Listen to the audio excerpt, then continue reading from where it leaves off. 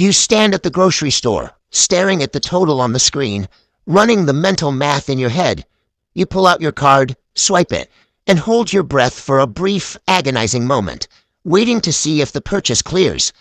Living in survival mode extracts a constant cognitive tax. Every transaction demands a calculation, a brief pause where you weigh your daily needs against a balance that rarely moves. This anxiety drains your mental energy long before your money actually runs out. When you seek a way out of the cycle, you are met with the same universally prescribed solution. Financial experts tell you to simply budget better, pointing to a single, mathematically perfect framework. This chart represents the classic 50-30-20 rule. You are told to allocate 50% of your income for needs, 30% for wants, and a steady 20% for savings. For modern workers, this advice feels deeply out of touch.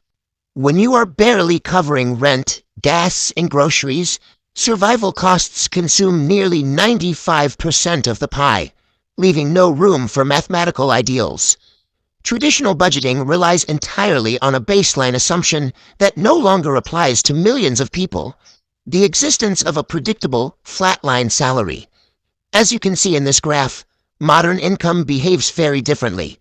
While the flat line shows a stable salary, the erratic line represents the reality of side hustles, freelance jobs, and gig work.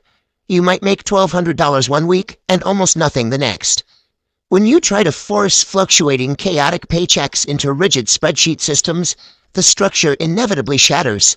You attempt to save 20%, an unexpected bill hits, and the money immediately moves right back out of your account. Repeated failures within this broken system cause real psychological damage. After enough attempts to follow the rules, people internalize the collapse. They stop blaming the spreadsheets and start telling themselves they are simply bad with money. Conventional budgeting is a mathematical trap designed for an economy that largely no longer exists. Escaping it requires shifting focus away from the math of spreadsheets and toward the psychology of the habit itself. The alternative to complex budgeting is a framework that works with human psychology rather than fighting it. It is called the $10 habit. The rule is absolute. Every single time money enters your life, a paycheck, a side hustle payment, selling an item online, a Venmo transfer from a friend, you save exactly $10. To make this work, you have to break the cardinal rule of modern financial advice. You are strictly forbidden from setting up automated transfers. Automation removes the very friction you need. Every single time money arrives, you must open your banking app and physically press the button to move the $10 yourself. This physical friction functions as a circuit breaker. By manually moving the money, you intentionally interrupt the automatic cycle where income immediately equals spending, establishing a new neurological sequence that prioritizes the habit. The psychology behind this succeeds precisely because it eliminates the cognitive fatigue of traditional advice. You never calculate percentages or track categories.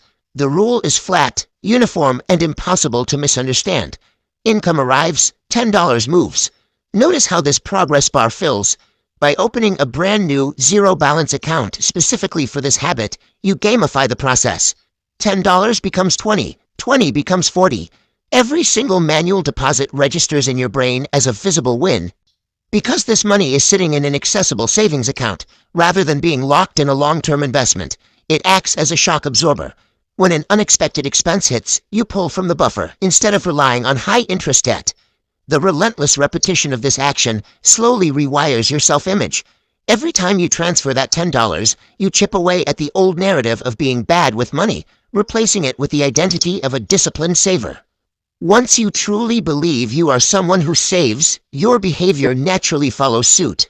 You begin looking for ways to earn a little more, you protect the progress you have made, and you trigger a compounding effect of better financial decisions. Eventually, this system will face a real-world crisis. After 8 months of following the rule, a sudden expense hits. Your laptop completely dies right in the middle of a work week. For most people, this triggers immediate panic. The cost goes straight onto a credit card, accumulating interest, and validating the feeling that they will never get ahead. But if you have been building the habit, the outcome shifts. You open your savings account, buy a refurbished replacement with cash, and still have a few $100s left over.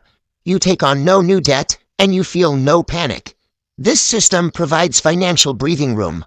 It replaces the immediate panic of a crisis with the quiet ability to simply handle it, proving that you have finally gained control over your resources. Your roadmap out of survival mode starts slow. Level 1 is proving to yourself that you can execute the $10 habit consistently.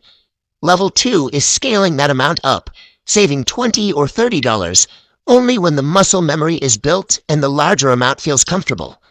Level 3 shifts the focus to a tangible target, building an initial $2,000 emergency fund.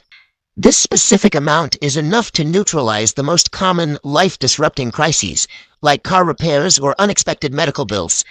This diagram illustrates the final goal.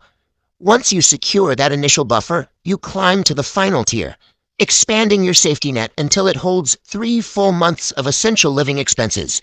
You can start this process right now. Open a new savings account. Give it a name that means something to you. Choose your trigger point and manually transfer your first $10 today. Financial peace grows out of these small, relentless repetitions. The shift towards stability begins with $10.